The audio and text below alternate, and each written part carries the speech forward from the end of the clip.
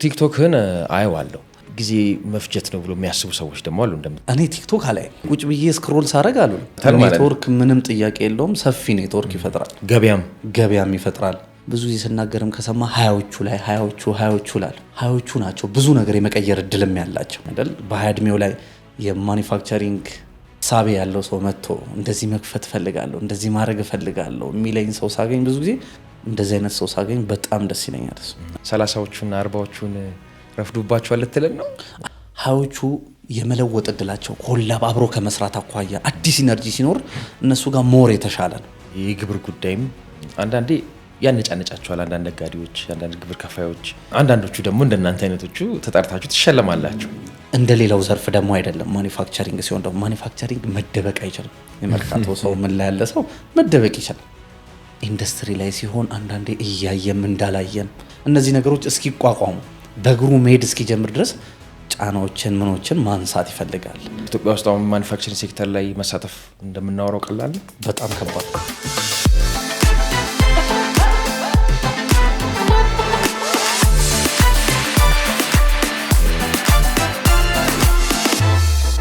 ክቡራትና ክቡራን ተመልካቾቻችን ይህ ኔትወርክ ፖድካስት ነው። ቻናላችንን ሰብስክራይብ በማድረግም አስተያየት በመስጠትም ከጎናችን ስለሆናችሁ ቻናላችን እንዲያድግ የበኩላችሁን ስላደረጋችሁ እጅግ አድርገን እናመሰግናለን። የዛሬው እንግዳችን በማኑፋክቸሪንግ ሴክተር ላይ ሰፊ ልምድ አለው። በእርግጥ በአጭር የወጣትነት እድሜ ውስጥ ብዙ ስራን የሰራ ለብዙዎች መትረፍ የቻለ ወጣት ዛሬ ጋብዘናል። ሁሌም እንደምናደርገው ከኔትወርክ አንጻር ሁሉ ነገር ለመመልከት እንሞክራለን። የውጭ ሀገራት ልምድ፣ በሀገራችን ቢዝነስ መስራት ምን ይመስላል፣ ሀገራችን ሰርቶ መለወጥ ይቻላል ወይ የሚሉትን ነጥቦች እናነሳለን። ለወጣቶች ትምህርት ይሰጣል ብለን የምናስባቸውን ያመናቸውን ጉዳዮች እናነሳሳለን። የዛሬው እንግዳችን ነቢል ናስር ወይም ነቢል ቤጂንግ ነው። ነቢል እንኳን ደህና መጣ። እንኳን ደህና ጠበቀኝ። ወላድ እንዴት አለ? ደስ ብሎኛል ስለተገናኘን። እኔም ስለጋበዝከኝ በጣም ደስ ብሎኛል።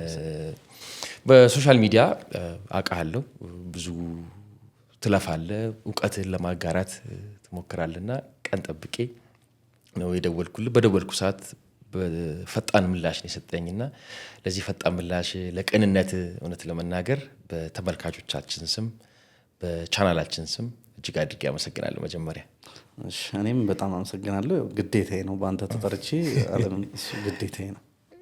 አመሰግናለሁ። ምን መሰለህ በእኛ ሙያ በተለይ እኔ ላለሁበት ደረጃ እንግዳ አሳምኖ ጠርቶ ቁጭ አድርጎ መወያየት እያስቸገረ መጥቷል። ይገርምሃል። ለዛ ነው አሁን አንተ ቀለል አድርገህ ድካሜን ስታቀልልኝ እንዴት እንደተመቸኝ ልነግርህ አልችልም። እና ሌሎቹም አሁን የምደውልላቸው ሰዎች እንደው ተባበሩኝ እንደ ነቢል ለማለት ነው። አይ አሁን ግዴታ አይደል። አሁን ላይ አሁን እንደ ሰው ያለፈበትን መንገድ ለአንዱ እያሳየ አይደል። አሁን ለምሳሌ አሁን እኛ አባትየውን እየመጣን አይደል። አባትየውን ማለቴ ያው በሰላም ቢሆን አንተ ገና ነህ። አይ ማለት የሆነ ነገርን እያለፈን እየመጣን ነው። ስለዚህ ልጅ ደግሞ ከአባት ደግሞ መብለጥ አለበት ይባላል አይደል። ስለዚህ በቢሮክራሲም በምንም በፊት ከነበረ አሁን ደግሞ እየተሻሻለ መምጣት አለበት። አንድ ሰው ልምዱንም ያለችውን ትንሽ ነገርም ደግሞ ለሌላው ለትንሹ ደግሞ ማስተማር መቻል አለበት እኮ። ለታናናሾቻችን እናስተምር እንጂ እንደ አባት አትንገና ነሽ። እንደዛ በእርግጥ ወደ ላይ መማርም ወደ ታች መማርም አለ። የተገኘውን ልምድ ደግሞ ወደ ጎንም ካሉ አቻ ጋር ወደ ታች ደግሞ ለታናናሾች ማስተማር ደግሞ እውነት ለመናገር ጸጋ ነው። የተለየ መሰጠት ይፈልጋል። አንዳንዱ እውቀቱን የሚደብቅ አለ፣ አንዳንዱ ደግሞ ሳይሰስት ይሰጣል። ይሄ ነገር ግን ከማኒፋክቸሪንግ ጋር ይገናኛል። ብዙ ማኒፋክቸረሮች ወይም ኢንዱስትሪያሊስቶች ማቃቸው ማለት ነው፣ በጋዜጠኝነት ማቃቸው፣ በኢንተርቪው ምን ማቃቸው ሰዎች በቃ ሙሉ እውቀታቸውን የሚሰጡ ሳይሰስቱ የሚያካፍሉ አይነት ሰዎች ናቸው። የተለየ ሚስጥር አለ። አዎ ኢንዱስትሪ ያው በመጀመሪያ ደረጃ ያው ከሰው ጋር አይደል አብረህ የምትሰራው ከብዙ ሰው ጋር ያው እየተቀጣጠለ አንዱ ከአንዱ ከትንሽ ሰው ትማራለህ እኮ። አሁን ይሄን ብናረግ ይለዋል ከማትገምተው ሰውም ትማራለህ። ብዙ ደግሞ ኢንዱስትሪ ላይ ማኒፋክቸሪንግ ላይ ያሉ ሰዎች ደግሞ ከፍ ያሉ ሰዎች ናቸው። ኤክስፖዠራቸውም ትልልቅ ነው። ስለዚህ ይህን ነገር ደግሞ ከማካፈል አኳያ አብዛኞቹ ብዙ ችግርም የለባቸው። እኔ ካየሁትም አንጻር ብዙ ቀና ሰዎች ናቸው እዚህ ሴክተር ላይ ያሉ ሰዎች። እንግዲህ ካንተ ውጭ ከዚህ በኋላ በአንተ ደግሞ ብዙ ነገር እማራለሁ ብዬ አስባለሁ። ከማኑፋክቸሪንግ ጋር ተያይዞ የኤዲሰን አምፖል የሚባል ሀገር ውስጥ የሚመረት አለ። የዛ ካምፓኒ ባለቤት አቶ መሐመድ ይባላሉ። እንደዚሁ በቃ ሁሉ ነገር ለመስጠት የሚወዱ ሰው ናቸው። ቀጣይ እንግዳችንም ናቸው። እሳቸውም ቃል ገብቶልኛል። ሌላኛው ቢኤ ካፕስ የሚባል ከእናንተ ሙያ ጋር የሚገናኝ የፕላስቲክ ፋክተሪ ደግሞ አውቃለሁ እና ቢኤ ካፕስም እያንዳንዱን ሲተከል ምን ሲል ቻሌንጃቸውን ወስዶ የሚያሳዩኝ ባለቤት ናቸው። ዝም ብዬ እንድረዳው ማለት ነው። ከፖሊሲ አንጻር፣ ከስራ ባህል አንጻር፣ መብራቱ፣ ውሃው፣ የማሽን ስፔር ፓርቱ፣ ሜንቴናንሱ ሁሉ ነገር እንድረዳ ያደርጉኝ ሰው ደግሞ አሉ ከቢኤ ካፕስ። ሌላኛው ቢኒያም የሚባል የዚህ ፕሮግራማችን ተካፋይ ነበር። አንድ ወጣት አለ ፓኬጂንግ ላይ የሚሰራ እሱም እንደዚሁ ከፖሊሲ አንጻር ከአንዳንድ ኢዝ ኦፍ ዱይንግ ቢዝነስ ኢን ኢትዮጵያ ከሚሉት ነጥቦች አንጻር ያጋራኝ ነገሮች አሉ። እነዚህን እንግዲህ ግንዛቤዎችን ሰብስቤ ነው ዛሬ ከአንተ ጋር የተቀመጥኩት። አንተ ደግሞ ራሱ የተሰማራበት የማኒፋክቸሪንግ ዘርፍ ቀጥሎ ፕላስቲክ ነው። ፕላስቲክ ደግሞ አሁን ዓለም ወደድንም ጠላንም ፕላስቲክ እጅ ላይ ነው ያለችው። ዲፔንዲንግ ኦን ፕላስቲክ ይላሉ እንደውም ዘርፉ ላይ ያሉት። ዓለም ላይ በአሁኑ ሰዓት እስከ 700 ቢሊዮን ዶላር ሬቨኑ ከፕላስቲክ ይገኛል ተብሎ ይታሰባል። ከ5 ዓመት በኋላ በ2030 እስከ 1 ትሪሊየን የአሜሪካን ዶላር ይደርሳል ተብሎ ነው የሚታሰበው። እዚህ ውስጥ ነው እንግዲህ እናንተ ሮል ያለው እና አሁን እናንተ ምን ላይ ነው ያላችሁት? ነቢሉ አሁን በዚህ ሰዓት ራስን እንዴት ይገልጿል? ምን አይነት ኢንዱስትሪያሊስት ነህ? ምን አይነት ማኒፋክቸሪንግ ሴክተር ላይ ነው ያለው? በመጀመሪያ ያው ስለ ፕላስቲኩ ያው ሜጀራችን እሱ ስለሆነ ሜጀራችን እሱ ነው እና አሁን ላይ ስለ ፕላስቲክ ስናገር ዓለም አሁን ላይ ያለ ፕላስቲክ መኖር አዳጋች የሆነባት ጊዜ ላይ ነው ያለችው። አሁን የመስኖን እርሻን ብታይ ከእነዚህ አሁን እስራኤሎች የጠብታ የመስኖ እርሻ ይሉታል። እነሱም አሁን እሱም በፕላስቲክ ነው። ውሃዎች የሚተላልፉት በፕላስቲኮች ናቸው። የአውሮፕላን ከ50% በላይ የሚሆነው የሚሰራበት በፕላስቲክ ነው። መኪኖቻችን ፕላስቲኮች ናቸው። ብዙ ነገሮችን ወደ ፕላስቲክ እየተመለሱ እየመጡበት ያለበት ሰዓት ነው። የክብደትን ከመቀነስ አኳያ እሱን በፕላስቲክ ሲሰራ ዝቅ ጥንካሬ እየተጨመረ ክብደት እየተቀነሰ የፊውል ኮንሰፕሽን እሱን በመቀነስ ብዙ ርቀት ፍጥነትን ከመጨመር አኳያ በፕላስቲክ እየተሰሩ ነገሮች ወደዚህ እየሄዱ ነው ያሉት። የውሃ መስመሮቻችን ፕላስቲኮች ናቸው። ብዙ ነገሮቻችን ከሜዲካል ሴክተሩን ብናይ የሜዲካል ሴክተሩ ትልቁ ፓርቱ አሁን ፕላስቲክ ነው። ግላቦች፣ ሲሪንጆች፣ እነዚህ ቴስት ቲዩቦች የምትላቸው አብዛኞቹ የሜዲካል ሴክተር ላይ ሜጀር የሚባሉ ኮምፖነንቶች እነሱ 100% ከፕላስቲክ የሚሰሩ ነገሮች ናቸው። ማሽኖችም ራሱ አሁን ኢሲጂ የምትላቸው ብዙ ነገሮች እነዚህ አልትራሳውንድ ውስጥ ላይ ያሉት ነገሮች አብዛኞቹ ከቨራቸው ውስጥ ላይ ያሉት ነገሮች ፕላስቲኮች ናቸው።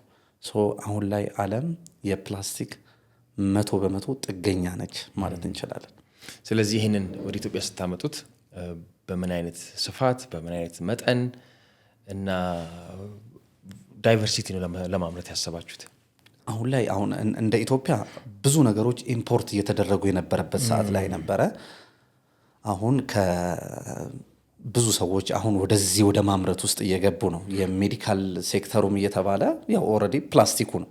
የሜዲካል ፋብሪካዎች መንግስትም እንደዚህ ቅሊንጦ ኢንዱስትሪያል ፓርክ ብሎ እዛ ስር ሲመረት ግላቦች ይመረታሉ። አሁን የሀሴት የሚባል ድሬዳዋ ላይ ፋብሪካ አለ። አሁን ሲሪንጅን ያመርታል። ስለዚህ ከብዙ ሴክተር አንጻር ሰው እውቀቱን እየተጠቀመ በሀገር ውስጥ ምርቶች ኢምፖርት የሚደረጉ የነበሩ ምርቶች አሁን ላይ ሰብስቲዩት እየተደረጉ እኛ ደግሞ ለዛ ፋብሪካዎች ደግሞ በዋናነት ጥሬ ዕቃ እናቀርባለን። የማሽኖችን አድቫይስ እናደርጋለን።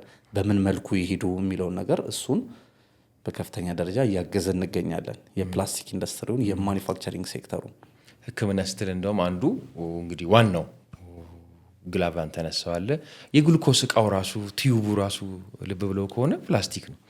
በጣም ኮንሱም የሚደረግ አንዱ የግሉኮስ ነው ሕክምና ላይ እና እሱም ራሱ ቀላል ነገር አይደለም ለማለት ነው። ከዛስ ቀጣይ አሁን እኛ ከቻይኒዞች ጋር አብረን እንሰራለን። ያው እንደምታውቀው ነቢል ቤጂንግ ነው የሚባለው። እኔም ከቻይኒዞች ጋር ማብዘን እንሰራው ኤፍዲአይን ከመሳብ አኳያ ቻይና ያሉ ኩባንያዎችን ኢትዮጵያ ውስጥ ያለ ምቹ ዕድልን በመንገር እዚህ ሲመጡ ደግሞ ፋብሪካቸውን በማስተካከል በተለያየ ሴክተር ፕላስቲኩ ላይ ሳይሆን ያው ሴራሚኩ ላይ እናግዛቸዋለን። ኮንክሪት ባቺንግ ፕላንት ላይ እናግዛለን። ቀለም ላይ የተለያዩ አይነት ሴክተሮች ላይ ደግሞ ኤፍዲአይን ወደ ኢትዮጵያ ኢንቨስትመንት እንዲገባ ደግሞ እሱንም ጥረት እያደረግን ነው። የሚመጣውን ኢንቨስትመንት ደግሞ አብረን ሆነን ደግሞ እያገዝናቸው እንገኛለን። ጆይንት ቬንቸር ነው። በጆይንት ቬንቸር ካፒታል ጥሬ ዕቃውንም በተለያየ አይነት አንዳንድ ቦታ የእኛን እገዛ የእውቀትና የማርኬቲንግ የሚፈልጉበት ሁኔታ አለ። አንዳንዶቹ ደግሞ ሴልስን ይፈልጋሉ። አንዳንዶቹ ደግሞ ጥሬ ዕቃውንም ሴልሱንም አብረን እንድንተጋገዝ ይፈልጋሉ። ስለዚህ አብረን ኮላብ እያደረግን እየሄድን እንገኛለን። ኔትወርክ ማለት ይሄ ነው። ቤስት የኔትወርክ ምሳሌ ይሄ ነው። ሀገራት መሀል ያለን እውቀት ካፒታል እንደዚህ አስተሳስሮ መስራት መቻል ቀላል ነገር አይደለም። ግን አንተ ለምንድን ነው ቤጂንግ የተባልኩ ነባ? ቤጂንግ የተባልነው ያው ከቻይና ጋር እንደዚህ ከቻይናም ስለምንሰራ እቃችንም ኢምፖርትም ስናደርግ ማሽነሪም ግን እኔም መጀመሪያ ያው ፍላጎቴ እኔም ከቻይኖች ጋር ለመስራት ነው መጀመሪያ ስራም ስጀምር። ስለዚህ በዛ የመጣ ራሱ እያዘ ሄደ። አሁን ነቢል ናስር ሰው ያቀኛል አያቀኝም? አባቴ ራሱ ስሜን ቀየርክብኝ ይለኛል። እሺ ሊንኬጁን እንዴት ፈጠርከው? አሁን በመጀመሪያ አሁን አያስቸግርም? ለምሳሌ ጥሬ ዕቃ ማኒፋክቸሪንግ ላይ ያሉ ሰዎች የመጀመሪያው ሄዴካቸው ጥሬ ዕቃ ነው። ከማሽነሪው ከሰለጠነ ሰው ኃይል ምናምን ቀጥሎ ጥሬ ዕቃ ሳይቋረጥ እንዲቀርብ ማድረግ ራሱን የቻለ ራስ ምታት ነው። ከዛ አንጻር ሰዎች ደግሞ የጥሬ ዕቃ ምንጫቸውን ለመፈለግ እስከ ውጭ ድረስ ይሄዳሉ ምናምን። አንተ ያን ሊንኬጅ ትውውቁ እንዴት ፈጠርከው? እንዴት አገኘው? አብዛኛው ነገሮቻችን እኛም በመጀመሪያ ፋብሪካ ስንከፍት የመጀመሪያ ፋብሪካም ግብአት ላይ የሚሰራ ፋብሪካ ነው። ጥሬ ዕቃ ላይ ነው ሪሳይክል ከማድረግ ጋር። እሱ ሪሳይክል ላይ ስትሰራ ብዙ ጊዜ ግብአት ላይ ስትሰራ ወደድክም ጠላህ የምትገናኘው ከፋብሪካ ጋር ነው። አሁን ለምሳሌ ያለቀለት ምርት የምታመርት ከሆነ የምትገናኘው ሰው ብዙ ጊዜ ያው የፋብሪካ ሰው ሊኖር ይችላል። ግን አብዛኛው ነገር ከመርካቶ ነጋዴ ጋር ነው። የኛ ስራ ደግሞ አብዛኛው የሚገናኘው ግብአት ላይ ስለሆነ ከፋብሪካዎች ጋር።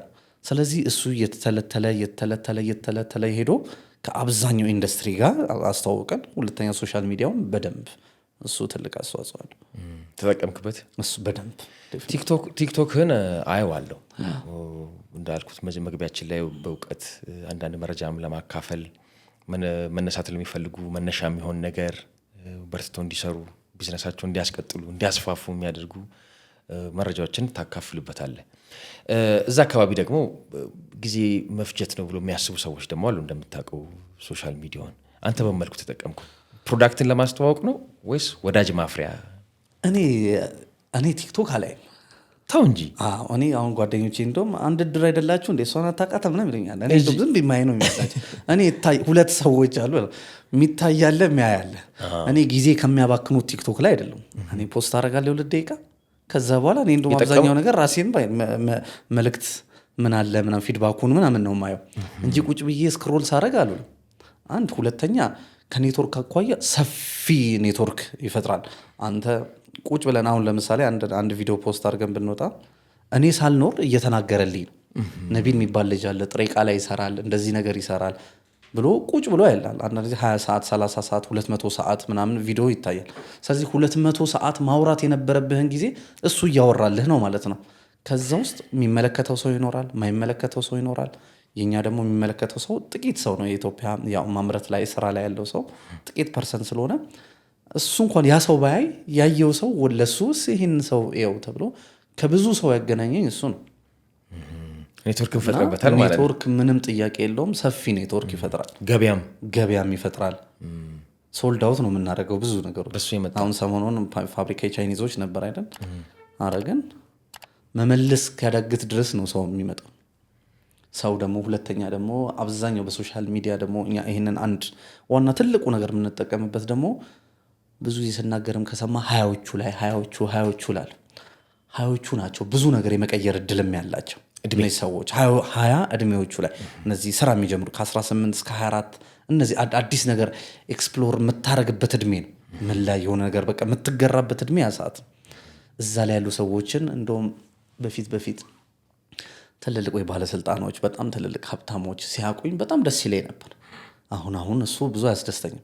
20ዎቹ እድሜ ላይ ያለ ሰው መጥቶ ሲያቀኝ ይሄ የማምረት ነገር ገብቶት የኛ ስብና ያው የማምረት ነው አይደለ? ሁላችንም ህይወታችንም የዚህ የማምረት ነገር ገብቶት ተደርቶ እኔን የሚያወራኝ ሰው ሳገኝ በጣም ደስ ይለኛል። በዚህ እድሜ ዘመን ላይ ብዙዎቹ ባለ ፋብሪካዎች 30 ፕላስ ስለሆኑ 30 እና 40 ፕላስ ናቸው አብዛኞቹ አይደል። በ20 ዕድሜው ላይ የማኒፋክቸሪንግ እሳቤ ያለው ሰው መጥቶ እንደዚህ መክፈት እፈልጋለሁ እንደዚህ ማድረግ እፈልጋለሁ የሚለኝ ሰው ሳገኝ ብዙ ጊዜ እንደዚህ አይነት ሰው ሳገኝ በጣም ደስ ይለኛል። እነዚህን ሰዎችም እንዳገኝ ይረዳኛል። በተጨማሪ ደግሞ ሶሻል ሚዲያው እኛ ሀገር አብዛኛው ነገር የ2000-3000 ዓመት ታሪካችን በመጠላለፍ በር በመዝጋት አለ አይደለ። አሁን ለምሳሌ አክሱምን ሰርተን አክሱም እንዴት እንደሰራንበት አናውቅም አይደል። የተጻፈ ሰነድም የተተላለፈበት መንገድ የለም አይደል። ከአንዱ ወደ አንዱ አልደገምንም ራሱ አልደገምነውም። ያን ታሪክ ያን ነበር በቃ እዛው ተቀብሮ ይቀራል። ስለዚህ አንድ ፋብሪካ ላይ ያለ ነገርን አንድ ሰው ደግሞ ስንኮርጅም ተመሳሳይ ነገር ከምንኮርጅ ይሄ ነገር አለ ጉለቱን ተመሳሳይ ፋብሪካ ገንባ ሳይሆን እኛ የምንለው አንድ የምንሄድበት ፋብሪካ የግብአት ችግር ይኖርበታል። ማሽኑ የተሰራበት መንገድ ብዙ ጊዜ ኤክስፖዠር የኢትዮጵያ ሕዝብ በጣም ጥቂት ነው ያለው። እነዚህ ባለፋብሪካዎች ደግሞ የንግድ እሳቤ እንጂ የመፍጠር ነገር ላይ አነስተኛ ነው። የንግድ ግን ይሄ አይደል እንዴት እሸጠዋለሁ እንዴት አደርገዋለሁ የሚለው ነገር ላይ እነሱ በጣም ስማርቶች ናቸው። እዚህ ያለው ሰው ደግሞ እንዴት እሰራዋለሁ። እነዚህ አሁን ለምሳሌ በስፖንጅ ብነግረን ስፖንጅ ኦልሞስት ከ80 በመቶ በላይ የሚሆነው ማሽን ክፍል ኢምፖርት መደረግ ያሌለበት ክፍል ነው። ግን መበየድ የሚችለው ሰው እዛ ፋብሪካ መግባት አይችልም፣ ማየትም አይችልም። ፋብሪካ ውስጥ ያለው ሰው ደግሞ መበየድ አይችልም። ሶ ነገ የኦሊያድም ልጅ ሲመጣ ኢምፖርት እናደርጋለን ይሄን ማሽን። ስለዚህ መበየድ ለሚችለው ሰው ማሽኑን ስናሳየው ምን ስናሳየው ነገ ወደ ማምረት ውስጥ ለካ ይሄ ነው የሚለውን ነገር እንዲያይ አለ አይደለ። ኤክስፖዠር ለሌለው ሰው እድል እየሰጠን ነው አሁን ያለን 20ዎቹ ብለህ ያ ጊዜ እንዳያልፋቸው በዛ ጊዜ ላይ ለውጥ የሚመጣበት ነው ብለህ የጠቀስኩ አለ። 30ዎቹና 40ዎቹን ረፍዱባቸዋል ልትለን ነው? አይ እንደዛ ማለት አይደለም። ምንድነው እንደዛ ማለት ሳይሆን አሁን እኛ የሄድንበት መንገድ አለ፣ ታላላቆቻችን የሄዱበት መንገድ አለ። 20ዎቹ የመለወጥ እድላቸው ኮላብ አብሮ ከመስራት አኳያ አዲስ ኢነርጂ ሲኖር እነሱ ጋር ሞር የተሻለ ነው። አሁን ለምሳሌ አንተ የሆነ ሰዓት ላይ ነው ቢሆን የሚደክመ ነገር አለ። አዲስ ኢነርጂ ሲሆን እኮ አትደክምም እኮ አይደል? የሆነ ነገር ለማወቅ የሆነ ነገር ለመሆን እነሱ ጋር ሰፊ እድል ስላለ እነሱ ጋር በርተው ቢያውቁ የሆነ ነገር ለመፍጠር ያላቸው አቅም እነሱ ጋር ከፍተኛ ስለሆነ ትንሽ ቢታገዙ ብዙ ርቀት መሄድ ይችላሉ። እንደ ሀገርም ኔሽንም ቢውልድ ከማድረግም አኳያ እነሱ ሰፊ እድል ይኖራቸዋል ብዬ ስለማሰብ። አይ ጥሩ ነው። እያስፈራራን ከሆነ አይደለም። ጥሩ ነው። መጀመሪያ የሄድኩ ሀገር የት ነው? እኔ ቻይና ነው የሄድኩት። የመጀመሪያ ቻይና ነው የሄድኩት። የሚገርም ነው። በምን አጋጣሚ ሄድክ? ለምን ሄድክ? ምን ተምረህ መጣ? ምክንያት ስላለኝ ነው። የዓለም አቀፍ ኤክስፖዠር ስለምትናንተ በተደጋጋሚ እና የመጀመሪያው ኤክስፖዠር ይሄ ኤክሳይትመንቱንም በምክንያት እንድናነሳው ፈልጌ ነው። እኔ መጀመሪያ የሄድኩት ቻይና ነው።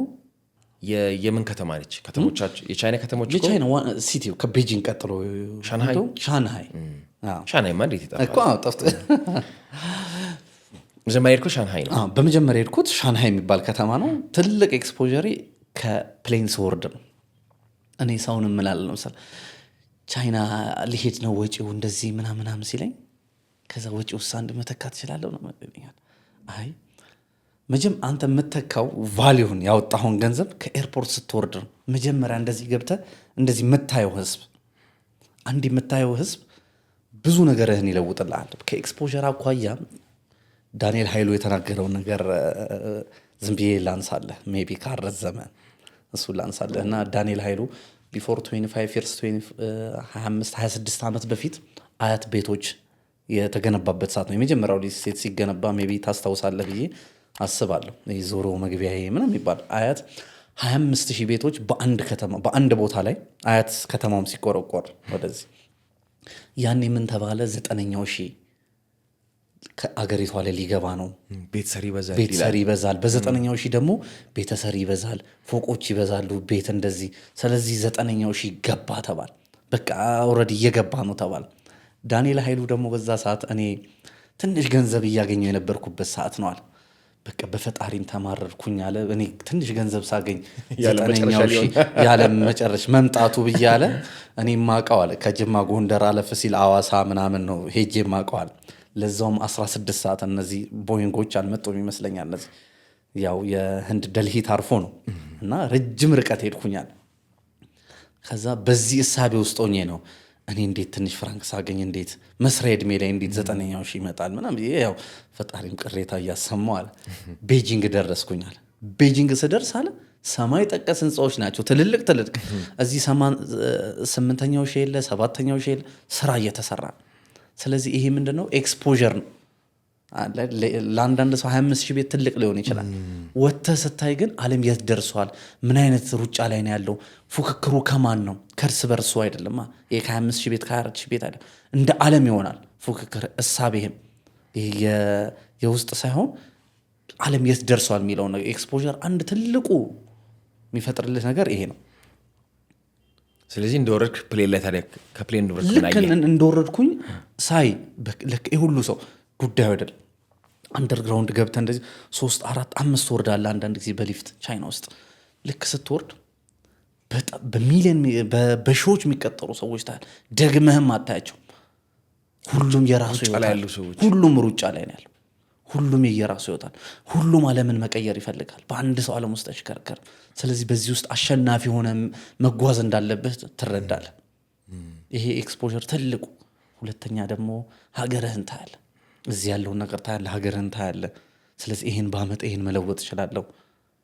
ብዙ ጊዜ ማኒፋክቸሪንግ ሲሆን ደግሞ እሳቤህ ደግሞ እንደ ሀገር እንደ ራስህ አይደለም። የሆነ ነገር ከመብላት ከመጠጣት ትወጣና ብዙ ጊዜ ከሰራ ብዙ ሰራተኛ ይኖርሃል። 30 40 50 ሰራተኛ 100 በሺዎች የሚቆጠሩ ይኖርሃል። ስለዚህ የምትኖረው የሆነ ሰዓት ያልፍና ካንተ ወጥቶ ለሰዎች ይሆናል። ዛሬ 2000 ሰራተኛ ከነበር የሆነ ነገርን ፋብሪካ አቋቁመ 1000 ሰራተኛ የምትቀጥርበትን ቫሊዩህን የምታውቀው ያኔ በውስጤ ላይ 4000 ሰራተኛ ይተዳደራል ስትል ራሱ ለራስህ ያለ ግምት ምንትንህም ምናምን በቃ እንትን ይልሃል። እየጠነከርክ እየጎበስክ ትመጣለህ። ይሄ የመጀመሪያ የውጭ ኤክስፒሪየንስ ነው። የመጀመሪያስ ማሽንክ የመጀመሪያ ማሽንክ ምን ነበረች? የመጀመሪያ መፍጫ ነበረች። ጀሪካን ምንፈጭባት ማሽን ነበረች። ኦልሬዲ መንግስት ነበር ያገዘን የነበረው ሪቮልቪንግ ፈንድ እንደነገርከው። የመጀመሪያውን 1 ሚሊዮን ብር ስራ ስጀምር እኔ ሚሊዮነር ሆኜ ነው ስራ የጀመርኩት። ካፒታል በሚሊዮን ነው ስጀምር ያው መንግስት ብድርም ቢሆን ሚሊዮነር ሆኜ ነው። በፌስታል እንደውም ይዣት የመጣው። የድሮ ብር ደግሞ ትልቅ ነበር እኮ 1 ሚሊዮን። ቴክኒሱም የምታውቀው ነው። ወፍራም ነበር ምናምን 10 ብር አለው ምናምን። ኩርቱ ፌስታል ነበር። እኔ አሁን ትንሽ ነው ትዝ የሚለኝ፣ ግን የሆኑ በኩርቱ ፌስታል ይዤው እንደገባው ቤት አስታውሳለሁ። ስንት ዓመት ታሪክ ነው? 10 ዓመት ሆነው ኦልሞስት ወደዛ ሊጠጋ 10 ዓመት ታሪክ ነው። 10 ዓመት አይሆንም። ስለዚህ ውዝድሮ ስታደርግ በቃ እንደዚህ ተሸክመ ሄድ ነው። 10 ዓመት ሳይሆን 7 አይደለ? 10 ዓመት ሩቅ ነው። 7 10 ዓመት ያልሞላ ታሪክ ነው እያካፈልከን ያለ። ፈጣን የስኬት ጉዞ ነው። አንዳንድ ጊዜ ያው እንዳልኩ ነው የምልህ። ያው የኔ ጓደኞች ብዙ እንትን ሊሉ ይችላሉ። እኔ ሳልወለድ ቻይና የኖሩ ፋብሪካ የነበራቸው ሰዎች አሉ። አንዳንድ ጊዜ ያው ትንሽ እንትን ለማለት ያህል እንጂ የኛ እውቀት ያው ብዙ ሆኖ አይደለም። ግዴ ፈጣን እድገት ነው። እሺ፣ ወይም ደግሞ እናወዳድረው። ከአንተ እኩል ጀምሮ ርቆ ሄደ ብለህ የምታስበው ሰው አለ? በብዙ መልኩ። እውነትን ነው። በእናንተ ሴክተር መሆን አለበት። በብዙ ከኋላም ጀምሮ ስኬት እንዳልኩ አንጻራዊ ነው። የተለያየ አይነት ነው እንዳልኩ። አንዳንድ ጊዜ በጣም በጥስ ስለሄድክም እንትን አትልም። አንዳንድ ጊዜ እንትን ስላልክም አትሆንም። በተለያየ አይነት መንገድ ማካፈልም ደግሞ እውቀትንም ማጋራትም በራሱ ሊመዘን ይችላል። አንድ ራስ ገስግሰም ትርጉም የለውም። እሳቤ ብቻ መደነቅ አለብህ። እውነት ለመናገር ብዙ ነገር የምንማራለን ብዬ ያስባለሁ። ከዛች መከትከቻ ማሽን ወደ ምን አደገች? እሷን ወደ ሁለተኛ ማጠቢያ የላትም ነበረ። መጀመሪያ ማጠቢያ በራሳችን ለመስራት ሞከረን። ያው ትግል ነበረው ትንሽ። ከዛ በኋላ ያው የምንሰራበትን ብራ ነበር። ከዛ በኋላ ወደ ማጠቢያ ማሽን አመጣን፣ ፈጅቶ አጥቦ የሚያደርቅ። ከዛ በኋላ ወደ ሪሳይክል፣ ከዛ እያለን አሁን ሞር ፎከስ ደግሞ አሁን ኮላብ ወደ ማድረጉ ነው እየሄድን ያለ ነው። ምን ኮላቦሬት የምታደርጉት? አሁን እኛ እነዚህ ያልኩ ከቻይኒዞች ጋር አብረን ከምንሰራቸው እና ወደ ጥሬ ዕቃ ኢምፖርቱ ላይ ምናምን እዛ ላይ ፎከስ እያደረግን ነው። በደንብ ወደ ፋብሪካው ደግሞ እንመለስበታለን። አሁን ትንሽ በደንብ አቅም ይኖረን፣ በደንብ እንጠንቀርና ከከፈትን ከዚህ በኋላ ትልቅ ኢንዱስትሪ እንከፍታለን። ኮላብ አድርገን ከቻይኒዞች ጋር እንደዛ ነው ሀሳባችን። አዎ ሌላው እንግዲህ ቅድም የውጭ የጉዞ ኤክስፒሪየንስ አንስቼ ነበር። ከቻይና ውጭ ሌላ ምን አየህ? ከቻይና ውጭ ኤዥያዎቹን ብዙዎቹን አይቻቸዋለሁ። በዚህ በፕላስቲክ ሴክተርም ኤዥያ ፓሲፊክ የሚባሉ ሀገራት የዓለማችንን ከ50% በላይ ፕላስቲክ የሚያመርቱት እነሱ ናቸው። ጥሬ ዕቃው በለው ማሽነሪውም በለው አጠቃላይ ቢዝነሱን የፕላስቲክ ኢንዱስትሪ ቢዝነስን ከ52% 53% አካባቢ የዓለምን ገበያ ነው ማወራ። የዓለምን ገበያ ኮሪያዎቹ ላይ ስፔሻላይዝ ወደዛም አለኝ ኤክስፖዠር አለኝ። ሁለተኛ ወደ ቪየትናም ሄዳል።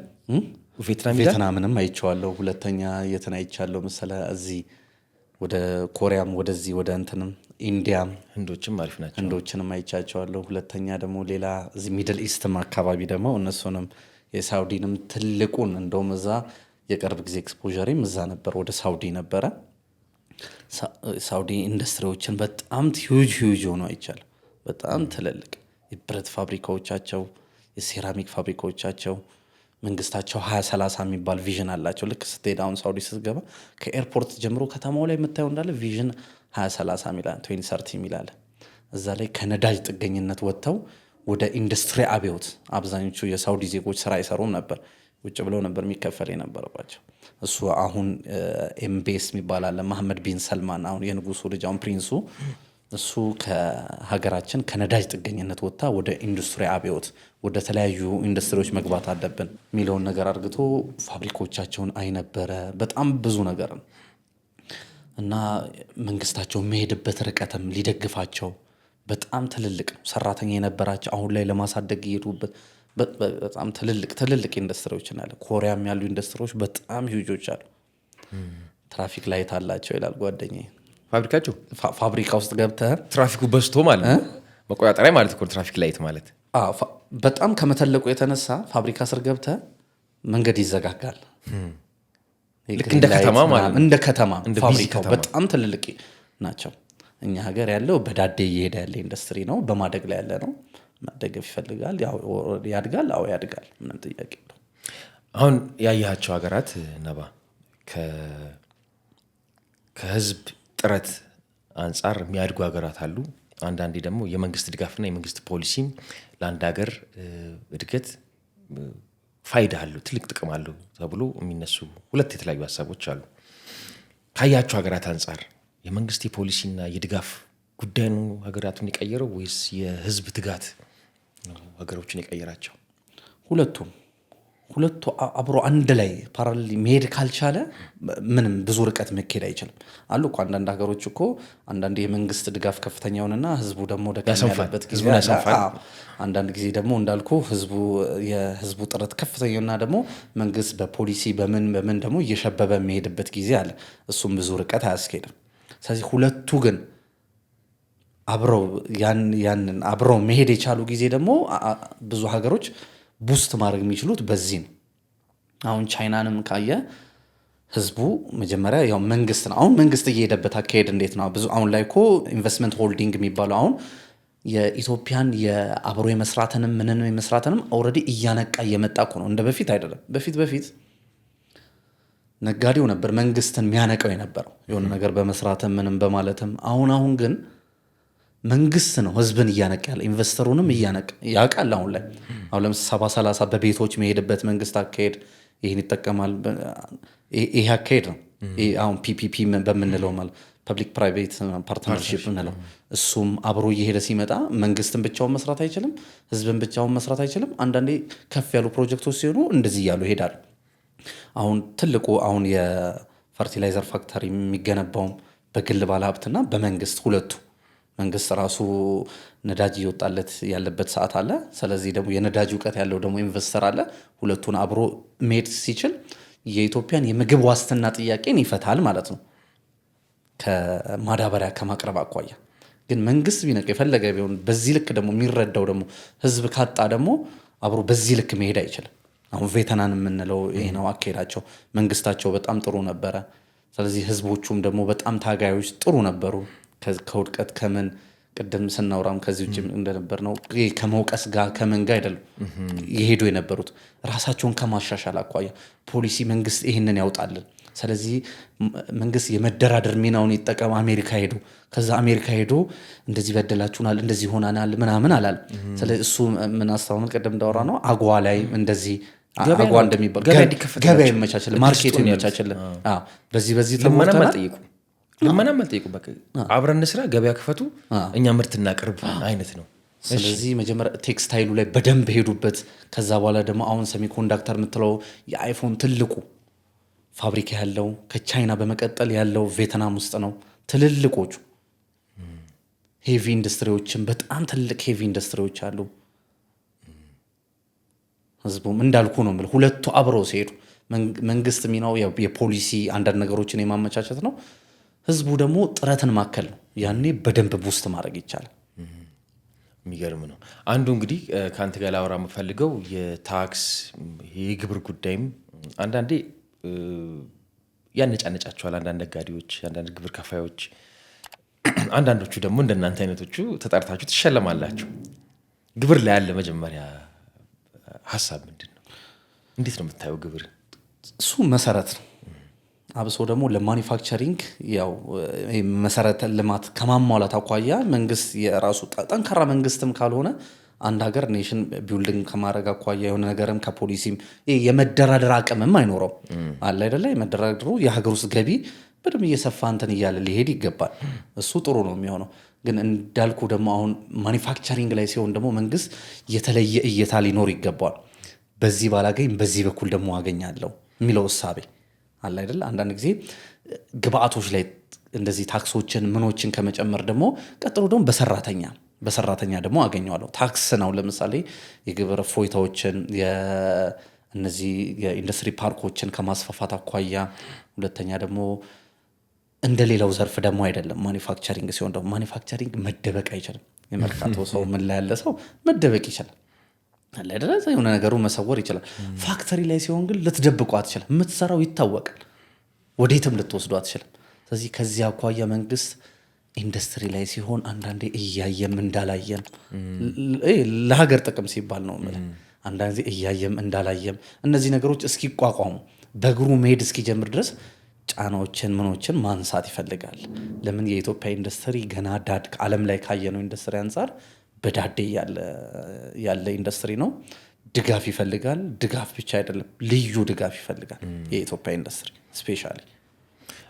አንዱ አሁን ማኒፋክቸሪንግ ላይ ወይ አምራቾቹ የሚቸግሩት ማብራት፣ የሰራተኛ አቅም አለ፣ ካፓሲቲ፣ ጥሬ ዕቃ፣ የማሽን ሜንቴናንስ፣ ገበያም ብዙ ነገሮች አሉ። የተማረ በቴክኒክና ሙያም ያሉትን ሰዎች ሳክ የሚያደርገው ይሄ ሴክተር ነው። ቀላል የማይባል ሰው ይቀጥራል። ይሄ ቻሌንጅ እንዳለ ሆኖ ደግሞ የቢሮክራሲ ቻሌንጁ ይብሳል የሚሉ ደግሞ ሰዎች አሉ። አንተ እንዴት ታያለህ? ኢትዮጵያ ውስጥ አሁን ማኒፋክቸሪንግ ሴክተር ላይ መሳተፍ እንደምናወራው ቀላል ነው? በጣም ከባድ ነው። ቀላል የሚባል አይደለም። አሁን ለምሳሌ ያው ምናየውን አይደል የምናወራው አሁን ምንም ሀገራችንን ብንሆን አንዳንድ ጊዜ ትተማተው ነገር አለ አይደለ? እንዳልኩ ዓለምንም ሄደ እኮ ሄጄ ኬንያን ብለውጥ አይደለም የምታስበው። ኮሪያም ስትሄድ ኮሪያን አያት ቀጥሎ ኮሪያ መጥቼ ምናምን አይደለም የምታስበው። ይህን ነገር ደግሞ ሀገሬ ባመጣው ኬንያ የተሻለ ቢሮክራሲ የተሻለ ኢዝ ኦፍ ዱይንግ ቢዝነሱ ላይ ጥሩ ቢሆንም የምታስበው ግን ኦልሬዲ ሀገርህን ነው የምታስበው አይደል? ሶ ቀላል የሚባል አይደለም። ለምን አሁን ላይ መሬት የምናየው ነገር ነው። ዩጋንዳ ጥሩ እየተሰራ ነው። ኬንያ ጥሩ እየተሰራ ነው። እንደውም ከኢትዮጵያ ብዙ ጓደኞቻችን ሄደው ኢንቨስት ያደርጋሉ። ስለዚህ ይሄ የሚያሳየው ምንድነው? ፖሊሲዎቻችን እነዚህ ኢንቨስተርን ከመሳብም አኳያ ብዙ ነገር እኛም እንቸገራለን። ቻይኒዞችን እዚህ አምጥተን እዚህ ፋብሪካ ተከሉ ለማለት ይሄ ነገራችሁ እንዴት አሁን የምታውቀው አንድ ንግድ ፍቃድን ለማውጣት እኛ ሀገር ያለው ፕሮሰስ ውስብስብ ነው። አንዳንድ ጥረቶች አሉ። አሁን ለምሳሌ መሶብ ተብሎ የመጣው ሁሉ ነገር አንድ አካባቢ አድርጎልህ አንድ መስኮት አገልግሎት ማለት ነው። እዛው የፓስፖርትን እዛው ንግድ ፍቃድን እዛው ቲን ነምበርህን አለ አይደለ? እዛው ቴምበር ምናምን አድርገህ ላይሰንስ የሚወጣበትም ነገር እየተሞከረ ነው። ይሄንንም መረዳት ያለ ይመስለኛል። እንግዲህ ችግሩን ለማስተካከል ፍላጎት መንግስት ራሱ አሁን ገብቶታል። መንግስት አሁን ያለ ማኒፋክቸሪንግ ለምን የኛ ህዝብ 2 ሚሊዮን 3 ሚሊዮን ህዝብ አይደለም 2 ሚሊዮን 1 ሚሊዮን ህዝብ ቢሆን በቱሪዝም ተቀይሯል። ይሄን ህዝብ እንደ ዱባዮች እንደሄዱበት አንዳንድ ሀገሮች እንደሄዱበት ትንሽ ህዝብ ቁጥር ነው። ይህን 120 ሚሊዮን ህዝብን ልትለውጠው የምትችለው በማኒፋክቸሪንግ ነው። ይሄ የውዴታ ግዴታ። ለዚህ ሁላ ስራ እድል የምትፈጥረው በማኒፋክቸሪንግ ነው። ነፃ የርካሽ የሰው ኃይል ለዓለም በማቅረብ የስበት ማዕከል በማድረግ ኢፍዳይን የፎሪን ዳይሬክት ኢንቨስትመንትን በመሳብ ፋብሪካዎች እዚህ እንዲገነቡ እዚህ እንዲሆኑ ከስትራቴጂ አኳያ ያለንበት አኳያ ለሚድል ኢስት ቅርብም ስለሆነ ብዙ ነገሮችን እዚህ በማምረት ለእነዚህ ሰዎች ስራ እድል በመፍጠር ነው የኢትዮጵያ ሀገር ወደድንም ጠላንም ልትቀየር የምችለው። ስለዚህ መንግስት አሁን ይሄ ገብቶታል። ይህንን ግን ያው ከፍጥነት አኳያ አይደል ምናየው። ስለዚህ ስፒድ ነው። ስለዚህ ዓለም እንዴት ርቀት እየሄደች ነው። ስለዚህ አንድ ነገርን ያው ችግር እየተፈታ ግን ችግር እየፈታንበት ያለበት መንገድ ደግሞ እንዴት ነው? ፍጥነት አይፈልግም ወይ? ልክ ዓለም እየዞረችበት ባለችበት ስፒድ እኛ ወደኋላ ቀርተናል አይደል? የእሱ ደብል እጥፍ ደግሞ ይፈልግብናል። ከዛ ዓለም አኳያ ነው እንጂ ልንወቅስ የምንችለው አሁን እየተካሄደበት ያለው መንገድ ጥሩ ነው፣ ምንም አይደል። አሁን ከጥያቄ አታርቅኝ። የታክስ ከፋይ ከሚባሉት መካከል አንዱ ተሸላሚ ያውም በተደጋጋሚ እሱስ እንግዲህ ከዚህ ሁሉ ቻሌንጅ ውስጥ ነው ቤስት ከፋይ የሆናችሁት ታክስ? እሱም እንደዛ ነው የሚሆነው። ወይ ደግሞ መንግስት እንዴት አይቶክ ነው? በምን መነጽር አይቶክ ነው? ምን ገብቶት ነው? መንግስት ምን ገብቶት ነው? ያው ጥሬ ዕቃ ላይ ያው እንዳልኩ ከብዙ ፋክተሪ እንሰራለን። ስለዚህ ያው እንታገላለን ባለው እንትን አላላ ወድቀን አልቀረንም። መውደቁ ሳይሆን ያው ወድቆ መነሳቱ ነው አይደል? ወድቃ አለመቅረት ነው። አሁንም ተሸላሚ ናኩ ዋንጫ እኮ ይበላናል በተደጋጋሚ። እንዴት ሆነ ነው እሱ? ያው የሚቆጠር ነገር ነው፣ የሚታይ ነገር ነው።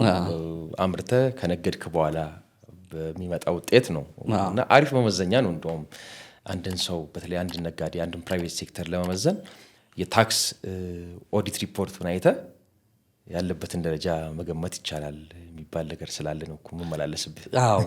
አሁን ምን መሰለህ፣ ያው እኛ ተግተን እንሰራለን። ወጥረን ጠዋት 12 ሰዓት ተነስተን እስከ 4 ሰዓት እስከ 5 ሰዓት ፋብሪካዎቻችን 24 ሰዓት ይሰራሉ። ስለዚህ በዚህ መሀል እየታገልን ኢንዱስትሪዎችን እያገዝን በዚህ ውስጥ ሀገራችንም ለማገዝ ጥሩ ምንችለውን ያለ ርቀት እየሄድን ነው። በዚህ መሀል ደግሞ የራሱ መንግስት የራሱ አካሄዶች ይኖሩታል፣ የሚታይም ነገር ይኖራል። በዛ መልኩ እየሄድን ያለ ነው። ሌላው ላነሳል የምፈልገው ኳስ ሜዳን ነው። የኳስ ሜዳ ልጆች በጨዋታ አዋቂነታቸው በአርት ላይም የሚገራርሙ ልጆች የወጡበት ሰፈር ነው። ንግድ ላይ የምናውቃቸው ሰዎች አሉ። አንተ ደግሞ አሁን በማኒፋክቸሪንግ ያስጠራት ነው። ከአንተ በፊት በአንተ ሴክተር አለ በአንተ አምራች የምትለው በቃ ሰፈራችን አስጠራ የምትለው ማን አለ? አሁን ያው ቅርቦቻችን ናቸው። እነ ማመድ ኤድሰንም ለማሜ ቅርብ ጓደኛዬ ነው። እሱ ቀደም ያልከው እሱም የቅርብ ናቸው። ኳስ ሜዳ ናቸው። እንዴ ኳስ ሜዳ ጀርባን ቡና እንትኑ ጋር ከጀርባ ነው ያለው። በመድኃኔዓለም በኩል ቡና ቦርዱ ጋር ነው ቤታቸው። ሌላስ?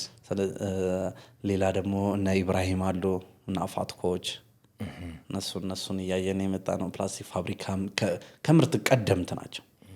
ማመድ ኤዲሰን እኮ አሁን ኢንዱስትሪ ፓርክ እየገባ ነው። ኢንዱስትሪ ፓርክ ውስጥ እየገባ ነው። ማከፋፈያዎች ያመርታል። አንዳውም አንድ እዚህ ለመጫወት ቀጠሮ ያዝ ነው እሱ ሲያልቅ በሚል ነው ሙሉ ጊዜውን ሰጥቶ እሱን እያስፋፋ ስለሆነ ነው እንጂ ኢንዱስትሪ ፓርኩን ምርት ሲጀምሩ እንግዳችን እንሆናለሁ ያለኝና እሱ ወደዛ እያደገ ነው ለማለት ፈልጌ ነው። እንደዋወላለን ከሱ ጋርም ጥሩ ወዳጄ ነው ማመድ ኤዲሰንም። እንዳልኩ አሁን እያወቁኝ ሁሉንም አወቅኳቸው። ኢትዮጵያ ውስጥ ከፍ ያሉት ደረጃዎች ከኛ ጋር የሚገናኝ ያው ጥሬ ዕቃ ግብአት ላይ አይደል ያለ ነው።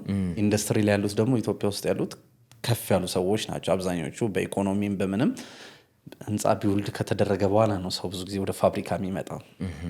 ከዛ በኋላ እነዚህ ሰዎች ከግብአትም ከምንም እያገናኘኝ መጥተዋል እሱ እና ወደ ኳስ ሜዳ ስንመለስ ኳስ ሜዳ ያው በየአይነት ነች እላታለሁ።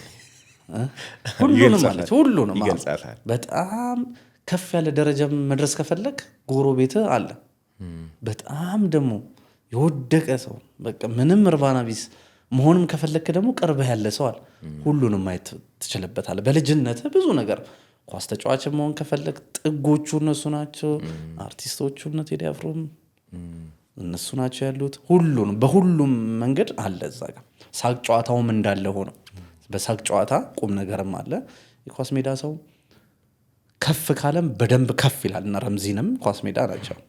ረምዚ ሪል ስቴት እዛ ናቸው። ብዙ ሰዎች አሉ ከኳስ ሜዳ የወጡ ሰዎች። እኔ እናንተን የሚያስተዋወቀችን ልጅ ሜሪ ዲዛይነር ነች። በነ ኩሪፍቱ ደረጃ ኩሪፍቱ እንጦጦ፣ ኩሪፍቱ ቡራዩ፣ ኩሪፍቱ ቢሾፍቱ በቃ ትልልቅ ደረጃ ስራዎቿን የምታቀርብ ልጅ ነች እና እኔ አደንቃታለሁ። ከእሷ ተርፎ ደግሞ ያንተ ጎረቤትም ናችሁ መሰለኝ። እኛም ጎረቤቶች በጣም ጎበዝ እና እሷም ራሷን የቻለ ዘርፍ ላይ ነው ያለችው። ግን እንዳልከው ኤንድ ከት ይላሉ ጀርመኖች። የመጨረሻውን አለ በሙዚቃ የመጨረሻውን፣ በኮሜዲም የመጨረሻውን፣ በእግር ኳስም የመጨረሻውን የሀገሪቱን እንትኖች ያነሳችሁ ይመስለኛል። በቢዝነስ እና በማኒፋክቸሪንግ ደግሞ አንተም እንዳልከው እና አሪፍ በየአይነት ናቸው። በደንብ በሁሉም ነገር አለ። ማህበራዊ ህይወትም ላይ ሳቅ ጨዋታውም ገራውም አለ፣ ምኑም ጥጉ አለ። በቃ እንዳልከው ኢንድከቱም ብራንድ ኒው ቀልድ አለ። እኔ ሰሚ ነኝ። ከኳስ ሜዳ ተከራይ ነው የምታስበለኝ። ማይሆን ቀልድ ቀልጄ ይሄ ተከራይ ነው የምባለው።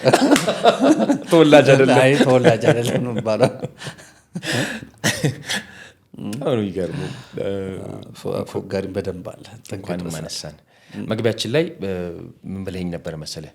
በእርግጥ እኔም ከአንድ አቦ ጋር የሚያያዝ ስለአንተ አንዳንድ ነገሮች እንትን ስል የተነገረኝ ነገር አለ።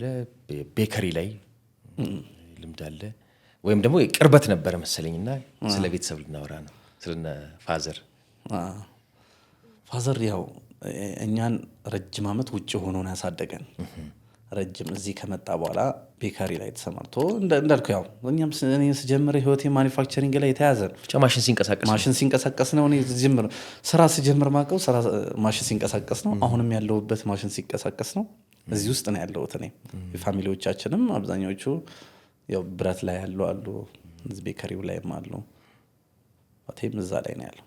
እንግዲህ ከዛ ነው ቅድም የሪቮልቪንግ ፈንድ አግኝተን ያልከኝና አንድ ጥቃቅንና አነስተኛ የሚባል ጽንሰ ሀሳብ አለ። ውጪ ኤስኤምኢ በደንብ ነው የሚጠቀሙበት። ስሞል ኤንድ ሚዲየም ኢንተርፕራይዝስ ብሎ እነሱ ላይ ኢንቨስት አድርገው እነሱን በማሳደግ ወደ ትልልቅ ኢንዱስትሪ ደረጃ ለማሳደግ የሚሞከር ጥረት አለ፣ እንደ ፖሊሲም እንደ ስትራቴጂም። የእኛን ሀገሩን ደግሞ አንተ ቴስት አድርጋታል ከታች ጀምሮ ነው። ሂደቱን እንዴት ነው የምትመለከተው ነባ? እኛ ሀገር ሊንኬጁ ደካማ ነው።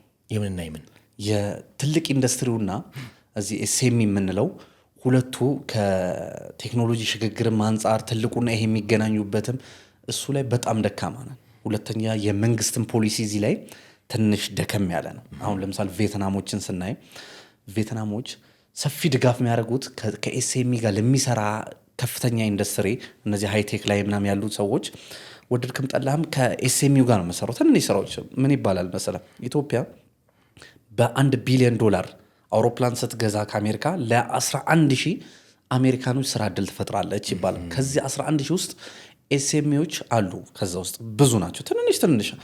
ቦይንግ በነገራችን ላይ ብዙ ነገሩን አያመርትም። አንድ ቦይንግ የሚሰራ አንድ ኔጋ ቢሮ መተን እያወራን እዛ ነበር፣ ዲዛይን ክፍል ምናምን ነበር። እሱ ጥቂት ነገሩን ነው እኛ የምናመርተው አለ። ሞተሩን ከሮልስ ሮይስ እናመጣለን፣ የሆነ ነገርን ከሆነ ነገር እናመጣለን ምናምን። በጣም ጥቂት ነገር ነው፣ አውትሶርስ ነው የሚደረገው። እኛ ሀገር የፋብሪካዎቻችንም እንዳልኩ አሁን ላይ ትንሽ ወደ አሴምብሉ እንጂ ሙሉ ወደ ማምረት አልገባን። አሴምብል ነው ያለ ነው የሚመጣውን ነገር መገጣጠም ውስጥ እንጂ እቺ ፓርቷን አሁን ለምሳሌ አሁን መኪኖች ኢትዮጵያ ስር እየተገጣጠሙ ግን ምን ችላተን አሁን አምፖል ማምረት ችለናል። አንድ ለኤስኤምኢ እድሉን አንፈጥርም። ከቻይና ይቀር አምፖል አይምጣ፣ አምፖል ለሚያመርት ሰው ደግሞ እድሉን እንስጠው የሚባል ፖሊሲ ከፖሊሲ አንጻርም የለውም። ስለዚህ ባለፋብሪካው ይህን እድል ስለማያገኝ ስለዚህ አንደኛው ጠቅላላ ያመጣል። ካርቶን እኮ ኢምፖርት ይደረጋል። ፍሪጅ አሴምብል የሚያደርጉ ፋብሪካዎች ካርቶን ድረስ ኢምፖርት ያደርጋሉ። እዚህ ካለ ኤስኤምኢ ጋር ግን ይህን ስታረግ ይህን እድል እንሰጣለን፣ ይህን ፕሪቪሌጅ እንሰራለን። ከ4 ኤስኤምኢ ጋር ትሰራለህ ወይ ደግሞ ውስጥ ላይ ያለችዋን ፕላስቲክ ፓርቷን አንድ ቤት ውስጥ ከሚያምርት ሰውዬ ጋር አገናኝተኸው ስለዚህ ይህን በጥራት ያምረት። መንግስትም ደግሞ ለኤስኤምኢውም ድጋፍ ያርግ። እኛም ደግሞ ከፍ ላሉት ደግሞ ኢንዱስትሪዎች ደግሞ ከፖሊሲ አንጻር ከቦታ ከመስጠት ከግብር ፎይታ የተለያዩ አይነት ፕሪቪሌጆችን በማቅረብ እንደዚህ እናር ከመንግስትም ከኤስኤምዩ ሰፊ ክፍተቶች አሉ። ስለዚህ ባለ ኢንዱስትሪውን ብዙ ቦታ አይነካካም። ቀጥታ ቢያመጣ ይመርጣል። አንድ ነገር የምናውቀው ነገር አንድ ኢንቨስተር በመጀመሪያ ደረጃ ራሱን ነው የሚያሳድገው አይደል? ልንዋሸው ማንችለው ነው። ስለዚህ አንድ ይህንን የሚያው ከሀስል ከድካም አንጻር ከብዙ ነገሮች አንጻር አንድ ጠቅልዬ ላምጣ እዚህ አሴምብል ላይ ይላል። ግን አንተ እንደ መንግስት እንደ ፖሊሲ ደግሞ ይሄን ደግሞ የሆነ ፐርሰንት ደግሞ አገር ውስጥ ካለ ነገር ደግሞ የምትጠቀም ከሆነ ደግሞ የግብር እፎይታ ላይ እንደዚህ ታገኛለህ። ስለዚህ እንዲህ ነገሮች ደግሞ እንድታገኝ እናደርጋለን። መሬቶች ደግሞ ፋብሪካ የምትገነባበትን ደግሞ ይህን እናደርጋለን፣ ብድር እናመቻችልሃለን የሚባል ከሆነ ወድድም ጠላም ታስገድዷል። ጥሩ የሆኑ አስገዳጅ ነገሮች አሉ አይደለም? ልክ ወደዛ መስመር መክተት ትችላለህ። ይሄ ከሌለ ግን ምን አደከመ የሚልበት ሁኔታም አለ አይደል? አንዳንድ ነገሮች እኮ ምን ይሆናል መሰለህ፣ አንድ ጓደኛዬ አንድ ቀን ኢምፖርት ያደርጋል። ፋብሪካም አለው፣ ጁስ ፋብሪካም አለው። አንተ የማምረት ስብዕና አለ አልኩት። ጓደኛዬ በጣም ጥሩ ወዳጄ ነው፣ ጥሩ ፋብሪካ አለው እሱ እና ይሄን ነገር እንዴት ኢምፖርት ታደርጋለህ አልኩት። ነቢል አለኝ ልዩነቱ ጠባብ ነው አለ። ኢምፖርት ሳረገውና እዚህ ሳመርተው የትርፍ ማርጅኑ ኦልሞስት ተመሳሳይ ነው። ስለዚህ ምን አደከ ሰራተኛ ቀጥሬ ምን አርጌ ምን አደከመኛል። ስለዚህ መንግስት እንደዚህ አይነት ኢንዱስትሪዎችን ደግሞ እየደገፈ በመጣ ቁጥር በሀገር ውስጥ የሚመረቱ ምርቶች እየተበረታቱ ይሄዳሉ። ኤስኤምዩ ሊንኬጁም ሰፊ እየሆነ ይመጣል። ቬትናሞች በዚህ በጣም ትልቅ ርቀት የሚሄዱት በዚህ እንዲህ ያልኩን ነገሮች ኢትዮጵያ ብታረግ ምላቸውን ነገሮች በሙሉ እነሱ ያደርጋሉ። ይገርም ነው። አየህ አንዳንድ ሰዎች በተለይ እዚህ ሰርፍ ላይ ያሉ ሰዎች ፍራስትሬት ወደ ማድረግ ተስፋ ቆርጦ ዝም ብሎ ማምጣትና እዚህ ዳምፕ ከማድረግ የሚመረትበትን ነገር ፕሮሞት ማድረግ የሚያስፈልግ ይመስለኛል። መንግስት ደግሞ አንድ ኢኒሼቲቭ አለው ነባ እንደምታውቀው ኢትዮጵያ ታምርት የሚባል ኢኒሼቲቭ። እንዴት ነው የምታየው አንተ? ተሳታፊም ነህ? በጣም በደንብ እኔ ከመጀመሪያውም ጀምሮ አንዳንድ ነገሮችን ከመስራት በጣም ኢንዱስትሪ ሚኒስትሮች ቅርቦቼ ናቸው። ከዴታዎችም ክቡራቱ ሀሰንም በጣም ቅርቦቼ ናቸው። እዛም ያሉ በጣም ጂኔስ ሰዎችም አሉ። በጣም ጥሩ የኢትዮጵያ ኢንዱስትሪን እንዳልኩ ግን ብቻቸውን ደግሞ አይቀየሩትም። ኢንዱስትሪ ከክህሎት ጋር፣ ኢንዱስትሪ ከማርኬት ጋር፣ ኢንዱስትሪ ከሆነ ነገር ጋር ሊንክ ካላረገ በስተቀር አንድ ሀገር ኢንዱስትሪ ልትቀይረው አትችልም። ኢንዱስትሪው ማርኬት ካላገኘ፣ ኢንዱስትሪው ብቁ የሆነ የሰው ኃይል ከሌለው አለ አይደለ? አንዳንድ ጊዜ ቻይኒዞች ጨርቃ ላይ እዚህ ኑና እዚህ ኢንቨስት አድርጉ፣ እዚህ የሰው ኃይል ርካሽ አለ፣ እንደዚህ እንላቸውና ደሞዝ ደግሞ ይሄን ያህል እንከፍላለን ይላሉ አይደል? እንዴ ለምን በዚህ ልክ ትከፍላላችሁ? ሽሪላንካ ስንት ነው የምትከፍሉት? እንደዚህ ስንል አይ እኛ ሽሪላንካ ላይ አንዷ ሴት በደቂቃ ይሄን ያህል ስትሰፋ የእናንተ ሀገሯ ይሄን ያህል ነው የምትሰራው። ስለዚህ ከማምረት አኳያ ደግሞ በ24 ሰዓት ስንሰራው ይሄ ነው። ስለዚህ ይሄ ምን አለ ማለት ነው፣ የክህሎት ደግሞ ጋፕ አለ ማለት ነው። የመጣንበት አብዛኛው የኛ ታሪክ ነው አይደል? ትምህርታችንም ምናችንም ምናምን ብዙ ነገራችን። ስለዚህ ክህሎት ላይ ቴክኒክና ሙያ ላይ ያለን እውቀት ደካማ ነው። እኔ ብዙ ጊዜ ተናግሬው ያለው ውጮቹ አንድ ህንድ ያለው የእናንተ ተወኩል በጣም ይገርመኛል አለ። ተወኩል ኢኔሴንስ ምን ለማለት ነው? ይሄ መመካት የእምነት ልክ የእምነታችሁ በጣም ከፍተኛ ነው አለ። እንዴት ምናምን ነገር እንዴ ስትሰደዱ አለ ስትሰደዱ ጉድ ሊያመጣ ነው። ልክ ስትሰደዱ ከቋንቋ አታውቁም፣ ከክህሎት የላችሁ። ይገርም ነው። አንድ ህንዳዊ ፈጣሪያችን አምነን ነው የምንነሳው። ይሄ ነው ይሄ ተወኩላችሁ በጣም ይገርመኛል አለ። ምንም እንትን ሳትሉ እንዴት ያበላናል ያጠጣል ብላችሁ መሰደዳችሁ ይገርመኛል። አንድ ህንዳዊ ከቤቱ እንትን ሲል እኮ ቢያንስ የቧንቧ መስራት እውቀት አለው፣ ኤሌክትሪክ እውቀት አለው፣ ሜጀር ነገሮች ብዙዎቹ እውቀት አላቸው። እኛ ሀገር አንድ ትቦ ኳስ ሜዳ ላይ አንድ ፈንድቶ 4 ቀን ይፈሳል አይደል? የሚጠግነው አቶ ቤተ ኤሌክትሪሻን ተብሎ አንድ ኤሌክትሪክ ተላይታ ስንት ሰው ይጠራል አይደል? በትንሹ ነው። ሌላ ነገራችንን ኢንዱስትሪ ደግሞ እጥፍና እጥፍ ይፈልጋል። ስለዚህ ክህሎት ጋፓችን በጣም በጣም በጣም ደካማ ነው። እሺ እናንተ አሁን ሰራተኛ የምታገኙት ከየት ነው? ለምሳሌ ቴክኒክና ሙያዎቹ ጋር ያላችሁ ሊንኬጅ እናንተ ራሱ ማለት ነው። ቅድም ያነሳዋል ትስስር አይደለ?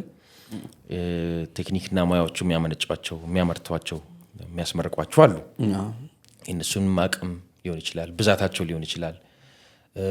ሚናቸው እንዴት ነው የምትገልጸው? አንድ ጥያቄ ልጠይቅ። እኔ ነው ጀነራሉን ጌጥ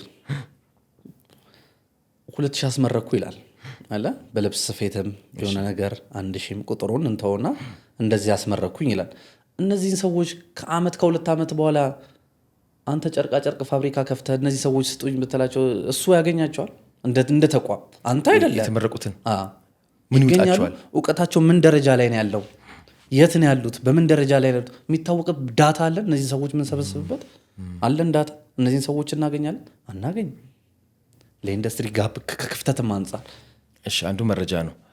ሚኒንግ ኢንዱስትሪው ሳካርጓቸው እስከሆነ ወስዷቸው ከሆነ ብዙ ጊዜ ወይስ ስራቸው በየሜዳው ይቀራሉ ነው ወይስ አልተገናኘም ነው ያልከኛለው? እኛ ሀገር ኢንዱስትሪው በዚህ ያህል ደረጃ እያደገ ነው፣ በዚህ ያህል ልክ ደግሞ ቴክኒኩ ደግሞ ይሂድ የሚባልበት ሁኔታም አለ የለም? እንደዚህ አይደል?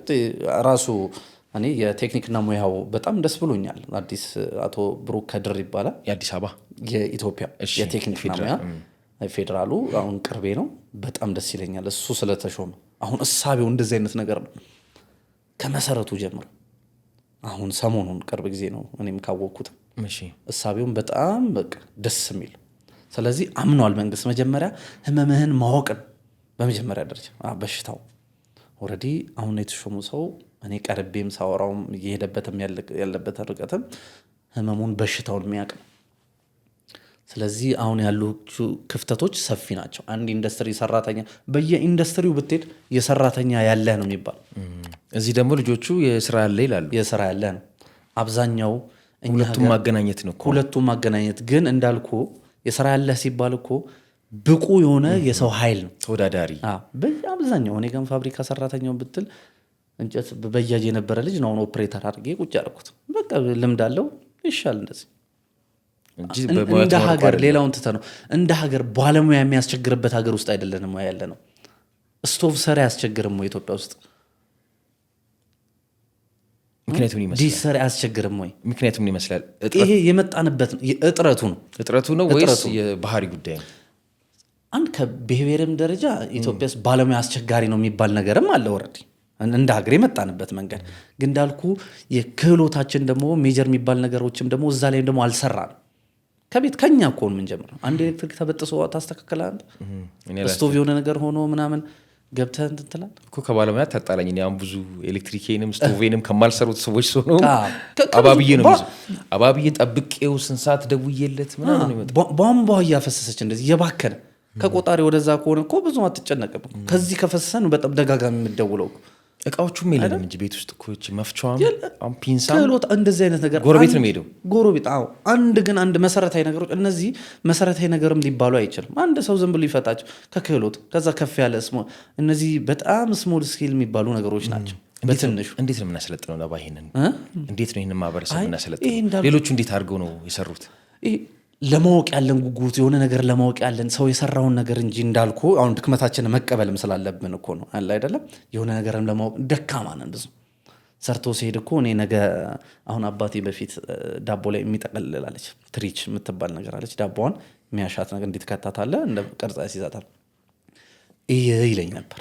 አጋጣሚ ባለሙያ ማጥቶ ሌሊት ላይ ቢሆን ቢበላሽ ቆመን ልንጠብቅ ነው ወይ? ቢያንስ ልመድ እወቅ ይለኝ ነበር። ሁለተኛ ምነግርህ ቢያንስ ከእውቀት ትንሽ እውቀቶች ናቸው እኮ። ቤከሪ ላይ አሁን ዳቦ ብለን ስለተነሳን የመጀመሪያ እሱ ላይ ስለነበረን ዳቦ ላይ አንዳንድ ነገሮች ይበላሻሉና አንተ የምታየው መጨረሻ ነገሩ ነው አይደለ ወይ? ዝቅ ብሎ ወይ ሳይኮፍስ ሊሆን ይችላል፣ ምን ሊሆን ይችላል።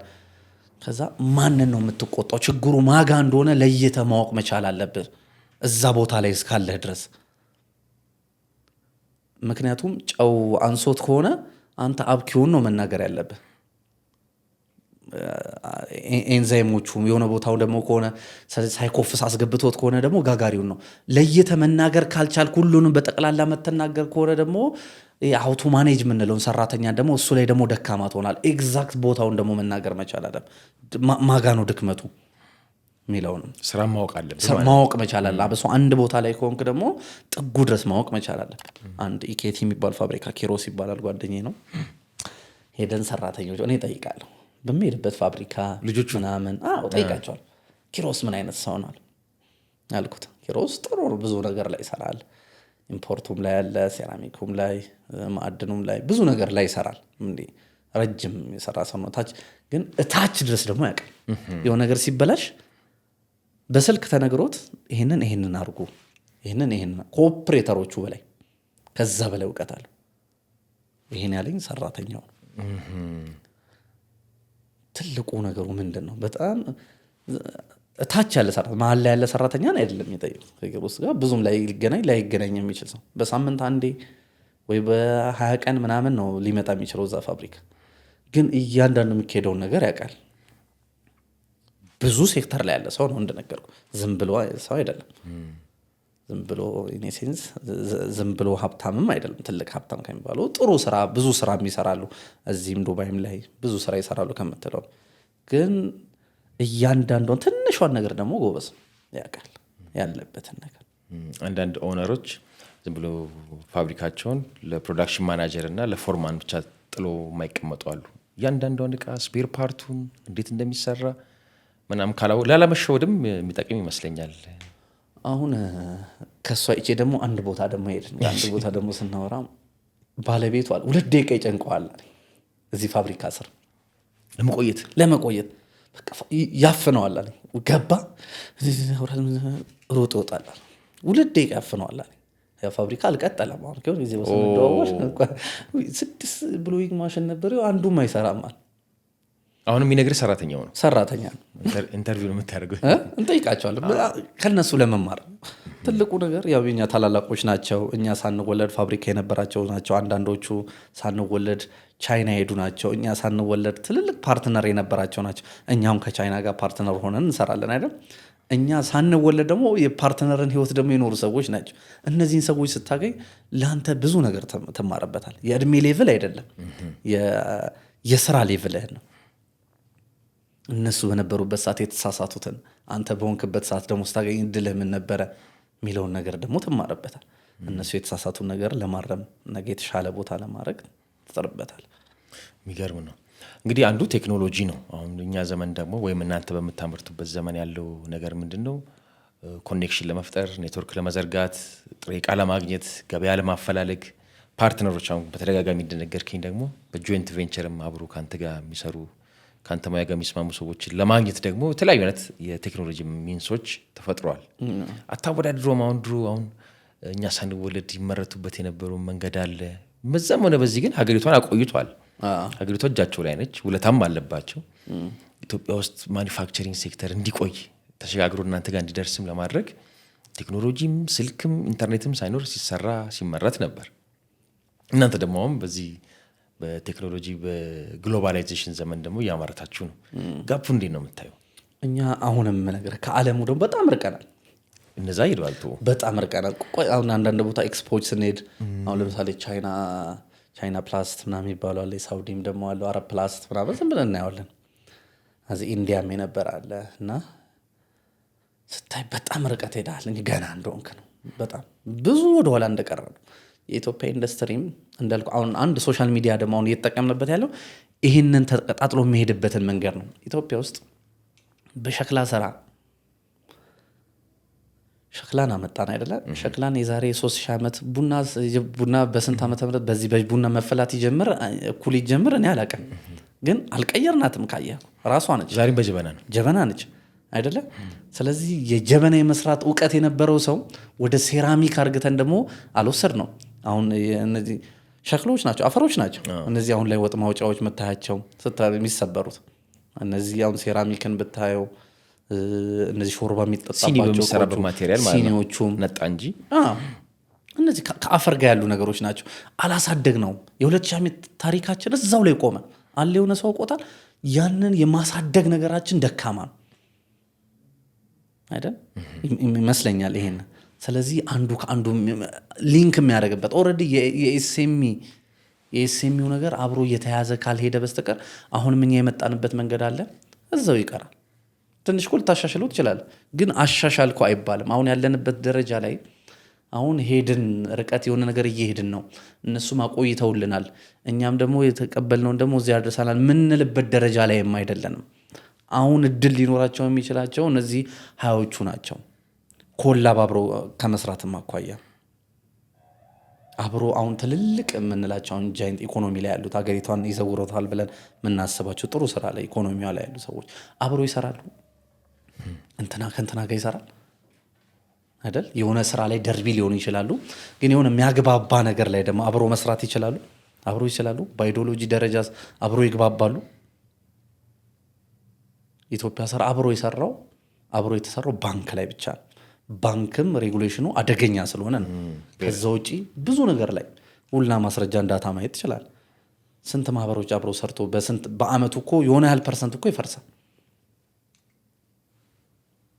አብሮ ይሰራል። አብሮ መስራት ማለት አብሮ አድ እያደረጉ አንዱ ላይ አሁን ቻይኒዞቹ ሲሰሩ አንዱ ማርኬቲንግ ላይ እውቀት ካለው ሁለቱም ቢዎች ናቸው፣ በብር አይደለም በዶላር ቢዎች ናቸው። አብረው ይሰራሉ። የሆነ ነገር ላይ ቢሊየን ማለት ነው። ቢሊየን የሆነ ነገር ላይ ደርቢ ናቸው አይደል? ግን የሆነ ነገር ላይ ደግሞ አብረው ይሰራሉ። አንዱ ማርኬቲንግ ላይ ጎበዝ ከሆነ የሆነ ነገር ሲያቋቁሙ፣ አንዱ ደግሞ ከኮሚኒኬሽን ጋር ከመንግስት ጋር ያለውን ነገር አብሮ ያስኬዳል። አንዱ ደግሞ እነዚህ ከሂሳብ አያያዝ ጋር አብሮ ያግዘዋል። አብሮ ሆኖ ይሰራሉ። አፍሪካ ኢንቨስት ያደርጋሉ፣ ዩጋንዳ ኢንቨስት ያደርጋሉ፣ ሄደው ሚድል ኢስት ላይ ኢንቨስት ያደርጋሉ። አብሮ ነው የምልህ። እኛ ሀገር ግን አለ አብሮ። አሁን ኮሪያዎቹ ምን ይላሉ? ኢትዮጵያኖች በተናጠል ጎበዝ ናችሁ ይላሉ።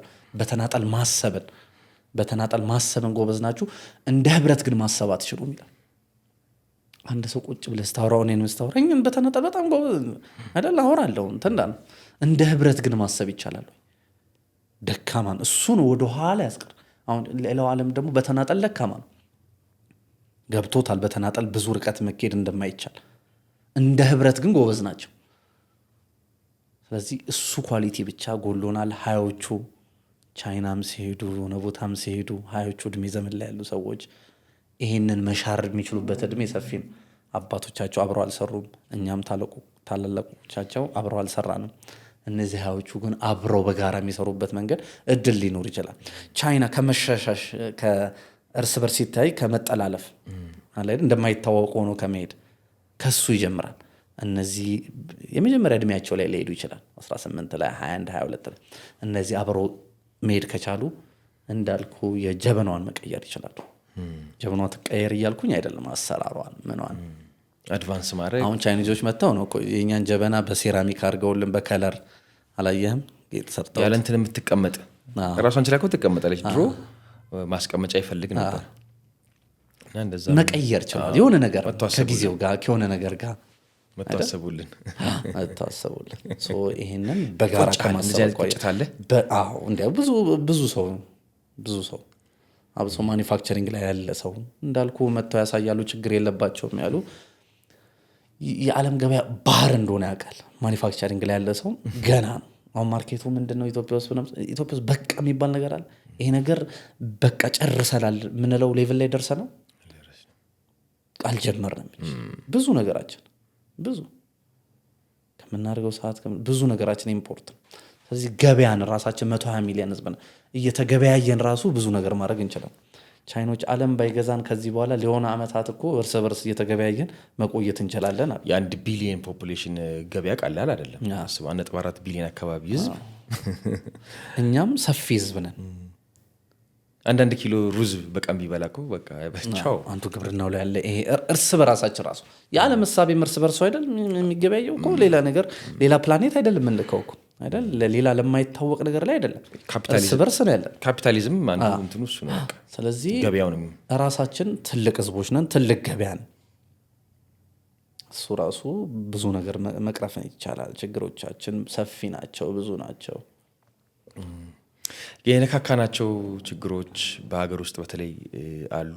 እነሱን ደግሞ ለመቅረፍ ከፖሊሲም አንጻር፣ ከቢሮክራሲ አንጻር፣ ከባለሙያዎች አንጻር ለሚነሱ ነገሮች ህብረት ያስፈልጋል ደግሞ ተብሎ ይታሰባል። ለምሳሌ የአምራቾች የነጋዴዎች ህብረት ማህበራት ምናምን የሚባሉ ነገሮች አሉ።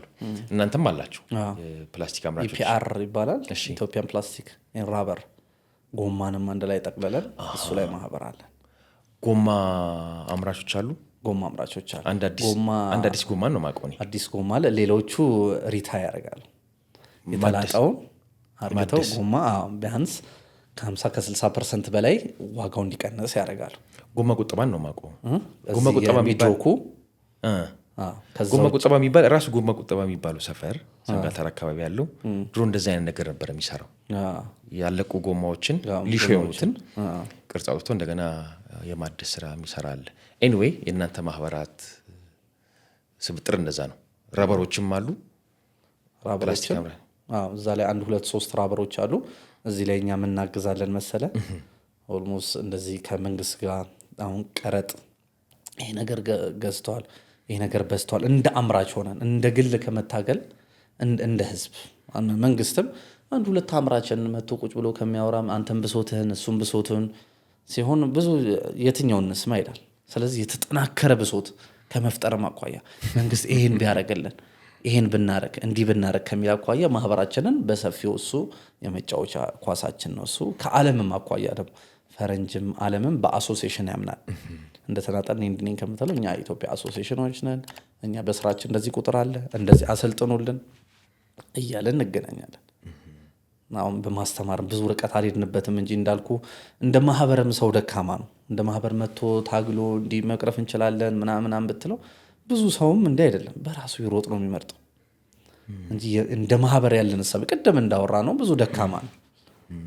ስለዚህ ሁሉም እኔ ደግሞ የራሴ ሐሳብ አለኝና ጠንካራ አይሆንም ብትጠይቀው ሁሉም የተናጠል ብሶታል። እንዲህ ብናረግ እንዲህ ብናረግ ና ግን ቁጭ በል ደግሞ እንደዚህ ስትለው ወይ መቼም ጊዜ እንደዚህ ይላል። እንደዚህ አይነት ማህበራት ግን ለምሳሌ በጋራ መግዛት የሚባል ነገር አለ። አሁን በፑልስ ይገዛል አይደል? ለምሳሌ ጥሬ ዕቃ ወይ ቨርጂን የፕላስቲክ ምርት ቢያስፈልግ እንደ ሀገር ወይ እንደ ማህበር አንተ ለብቻ ከምትሄድ ያኛውም ለብቻው ከሚሄድ ውሃ ፋብሪካውም ምናምን ከሚል እንዲህ በጋራ መግዛት በጋራ ለመብት መከራከር እንዳለ ሆኖ በጋራ መግዛት በጋራ ገበያ መፈለግ አይነት ነገሮች አያሳስብህ? በጣም ጥሩ ሀሳብ ነው ያነሳው። ይሄ እንደ ዓለምም ነው የምልህ እኮ ጫና ከማሳደር ማኳያ አቅምህን የምታሳየው በጋራ ስትሆን ነው። ስለዚህ ዋጋንም ለመከራከርም ትልቅ አስተዋጽኦ ይኖራል። እንደ ግለሰብ 3-4 ሰዎች ሊያደርጉት ይችላሉ እንጂ እንደ ማህበር ኢትዮጵያ ሰር ደካማ እንዳልኩ ተያይዞ የመጣብን ነገር ደካማ ነው። እሱ ላይ የሚገርም ነው። ብዙ ብዬ ከምን አንስቼ መሰለ አሁን ብዙ ቤት ሲገነባ እናያለን። ህንፃ ይገነባል ምናምን፣ ብረትም ይገዛሉ፣ ሲሚንቶም ይገዛሉ። ማህበርም እንዳላቸው አውቃለሁ። ደረጃ 1 ደረጃ 2 በየሪል ስቴት አልሚዎች ተብሎ በጋራ አሁን ሲሚንቶ ቢገዙ ስንት ሚሊየን ሜትሪክ ቶን መርከብ ሙሉ አንድ ብረት ቢገዛ እንዳልኮል ከማጓጓዝ ከሎጂስቲኩም አንጻር ከዋጋም አንጻር ጫና ፈጥሮም አንድ አምራች ቱርክ ሂዶ በመንግስት ደረጃም እንደ ልኡክም ሂዶ በቃ እኛ የምንገዛው ይሄን ያህል ሚሊየን ሜትሪክ ቶን ነው ቢባል የሚፈጥረውን ተጽዕኖ ዝም ብዬ አስቤ ነው። እና እነዚህ ማህበራት ሚናቸውን ወደዚህ ቢያሳድጉ ብዬ ነው ጫውታውን ያነሳው። ብዙ ጊዜ ኢትዮጵያኖች እንዳልኩ ስራ ፕሮፌሽናልም እኮ አይደለንም እኮ ብዙ እንዴት ስራ ላይ ብዙ ይላሉ እነሱም እንዳያቸው በብዙ አሁን እንደዚህ ለሚዲያ አይሆንም እንጂ ብዙ ነገራችን ፖድካስት ይሆናል ተንፈስ ፉክክራችን ከራስ ነው ብዙ ጊዜ ከዓለም አይደለም። አሁን ወንድሞቼ ምን ላይ ይሰራሉ መሰለ የውጪ ሰው ይሄ አለ አይደል ኤጀንሲ ያላቸውና ውጪ ከማቅረብ የሰራተኞችን እንትን አርግተው ኦቨርሲ ለውጪ ያቀርባሉ። ከዛ አንድ አረብ ከአራት ኤጀንሲዎች ጋር ይሰራል፣ ከ5 ኤጀንሲዎች ጋር ይሰራል። $1,000 ይሆናል ኮሚሽናቸው። አሁን ከነሱ የሰማሁትን ነው የምነግርህ። እርስ በራሱ ግን እንትን ይላል። እኔ በ900 ልስራለህ፣ ለእኔ ግን ብዙ ላክልኝ። ውድድሩ ከዓለም አይሆንም ከእርስ በራስ ነው ብዙ ጊዜ የሚሆነው። እኛ እኮ የመደራደሪያ ነጥባችን ብዙ ነው። ኢትዮጵያዊ ስታያቸው ቤት ውስጥ አይከብዱ፣ ደስ ይላል አይደል? አንድ ኬንያዊን ቁጭ አድርገህ ልጅ ጋር ጥላት ከምትሄድ ኢትዮጵያዊ ቶሎ የመለመድ ነገር አላቸው። ሴቶቻችንም ምኖቻችንም ከስራ አኳያ ነው ንጽህና ላይ ጥሩ ናቸው፣ አይደብሩም። ስራም ደግሞ ከሀገሩ ሲወጣ እኮ ኢትዮጵያዊ በደንብ ይሰራል በደንብ። እና ከዚህም አኳያ አይደለም የምንወዳደረው።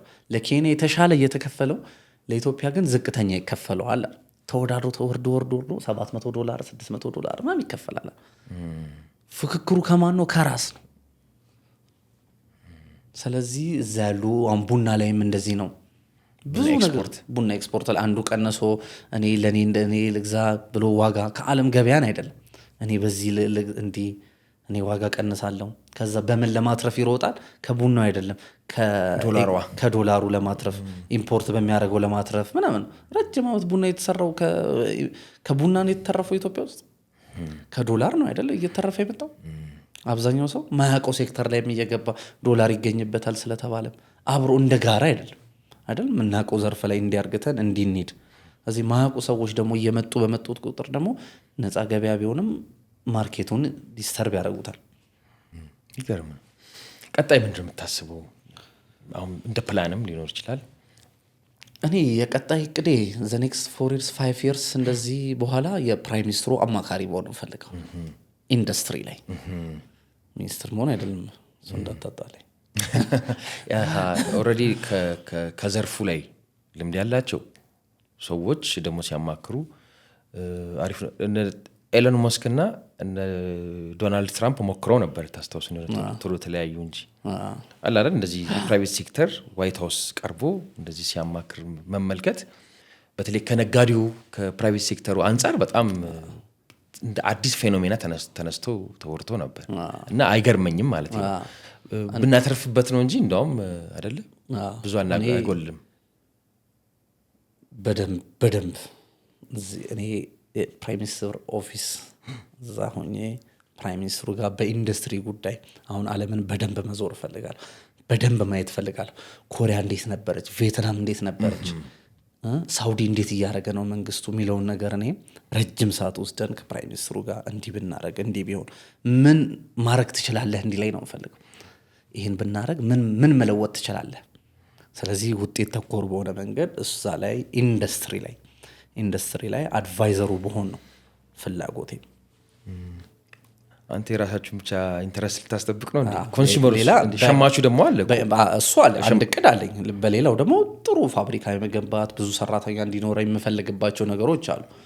ከዛ ጎን ለጎን ግን እዚህ ጋር ኢንዱስትሪ ዘ ኔክስት 4 years ኦልሞስት 4 ዓመት እሱ ጋር ብቆይ እላለሁ ፕራይም ሚኒስትሩ ጋር አሁን ያለው የሚሆን ሌላ የሚሆን ብቻ ካለው ሚኒስትር ጋር ኢንዱስትሪ ሚኒስትር ጋር የኢትዮጵያን የማኒፋክቸሪንግ ነገርን ከመለወጥ አኳያ አድቫይዘር በሆን ለምን ከኤስኤምኢ ከታች ጀምሮ አውቄዋለሁ። አሁን ደግሞ ዓለም ያለበትን ደረጃ ደግሞ በደንብ አውቄ ሀገር የምለውጥበት መንገድ ላይ እንደ ፖሊሲ አድቫይዘር በሆን ለምን ፖሊሲ ለአንድ ሀገር መሰረት ነው።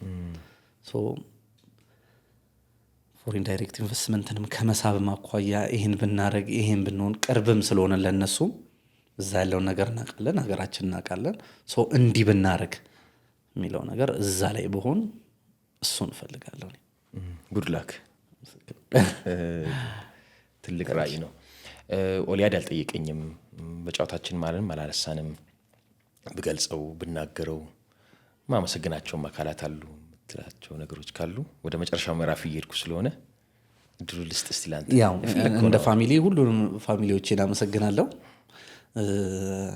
ሌላ ደግሞ ያው ፈጣሪን ታመሰግናለህ መጀመሪያ፣ ቀጥሎ ያው ቤተሰቦች አሉ፣ ቀጣይ ደግሞ ኢንዱስትሪዎች ላይ ያሉ ጓደኞቼ ኢንዱስትሪዎቻቸው ባልተለመደ ሁኔታ ኢትዮጵያ ውስጥ ፋብሪካ ተከፍተው እንዲታይ ይሄን ነው እየሰራ ነው እያሉ ነው። ይሄ ያልተለመደ። ስለዚህ በዚህ ሁኔት ላይ ፋብሪካቸው እንዲታይ ሰው እንዲለወጥ ይሄ እየተሰራ ነው የሚለውን ነገር እንዲታይ በሩን ለከፈቱ ባለ ኢንዱስትሪዎች ለነሱ ትልቅ አክብሮት አለኝ። አመሰግናቸዋለሁ። እነሱ ሌላ ታስተላልፎ የምትገልጸው ለኳስ ሜዳ ልጆችስ? በዚህ እንዝገው በእነሱ። ነቢልዬ በጣም ነው የማመሰግነው። እኔም በጣም አመሰግናለሁ። ልምድህን ልታካፍለን ትምህርት ይሆናል ብለህ የዚህ የኔትወርክ ፖድካስት ቻናላችን እንግዳ ስለሆንክ በተመልካቾቻችን ስም በቻናላችን ስም እጅግ አድርጌ አመሰግናለሁ። እኔም በጣም ከልብ አመሰግናለሁ። ክቡራትና ክቡራን ተመልካቾቻችን እስካሁን ያደመጣችሁትን ይመስል ነበር ቆይታችን። አብራችሁን ስለነበራችሁ እናንተንም ከልብ እናመሰግናለን። ጤና ይስጥልኝ።